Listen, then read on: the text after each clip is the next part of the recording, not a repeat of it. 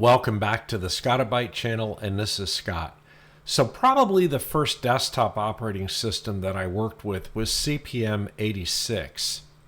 And I've got to say that that really wasn't the primary operating system I worked with at the time, because I worked with Digital Equipment Corporation, VMS. And so VMS still stands as being one of the greatest operating systems that was ever created back at the time. And one of the reasons I think for that is because of its architecture. The original architect of VMS was David Cutler, and David Cutler left Digital Equipment Corporation to go over to Microsoft, and he was the original architect of Windows NT. So enough of the history. But basically, I wanted to share some of my thoughts about desktop operating systems. So desktop computer operating system experiences have seemed to have changed a lot lately. The real difference has been that all companies are providing less computer support and providing products with little or no input from their customer base. And I've noticed that both Apple and Microsoft find themselves with less of a desktop market share, mostly due to the popularity of various mobile devices. And cloud-based SaaS has proven to be where the profit's made. So Microsoft has really never had control over the hardware desktop architecture, and so they've had to try to be the one OS to rule a plethora of hardware.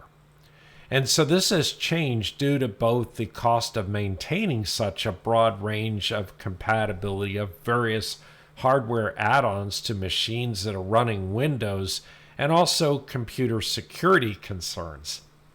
So kind of as a result, Microsoft is adopting something closer to an Apple model of support, where the supported hardware variance is minimal and where all the software is distributed through a channel which they control, pretty similar to the way that Apple does things.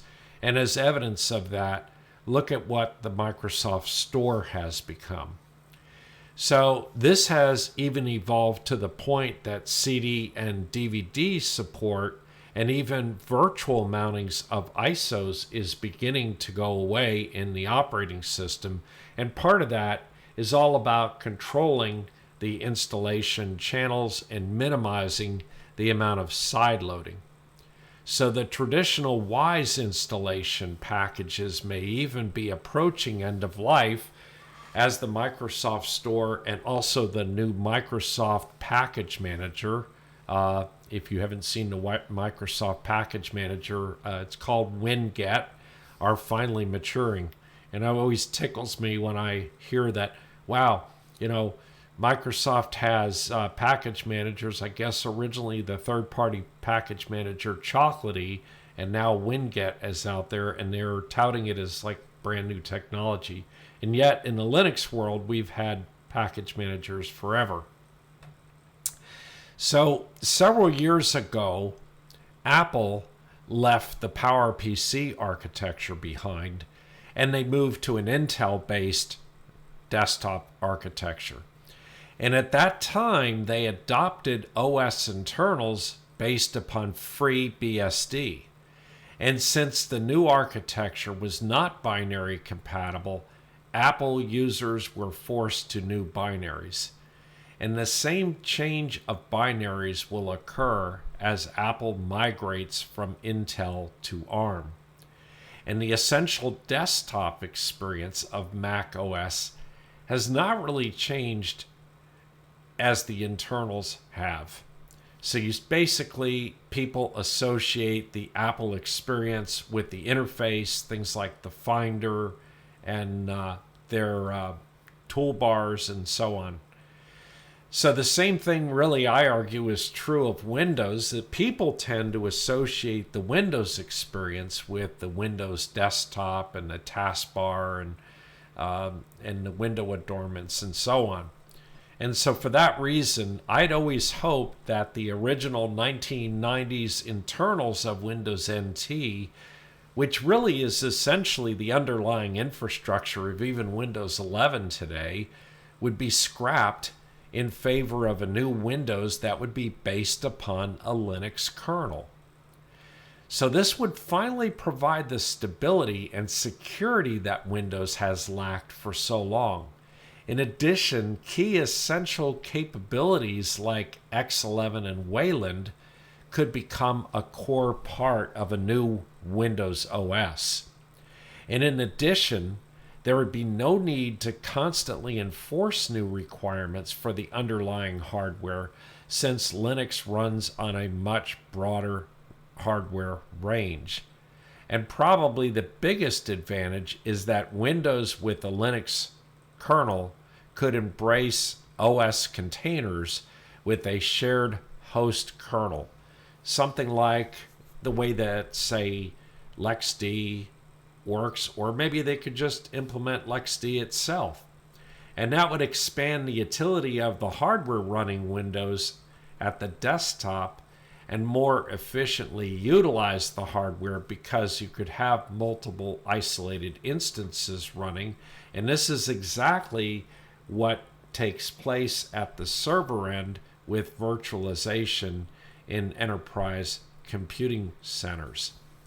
So different partitions for operating systems and virtual partitions have always been a great thing. And this has been toyed with a little bit on the desktop. Matter of fact, what you see running here is I just have a LXD VM running with Windows 11 on a Linux desktop. So the best case utility that you could achieve in something like that in the Windows world would be that Windows could become an immutable operating system that would be literally immune from viruses and poorly executed updates and software installations performed by users. So the subject of immutable OSs is really extensive, but even Ubuntu is planning an immutable release in 2024.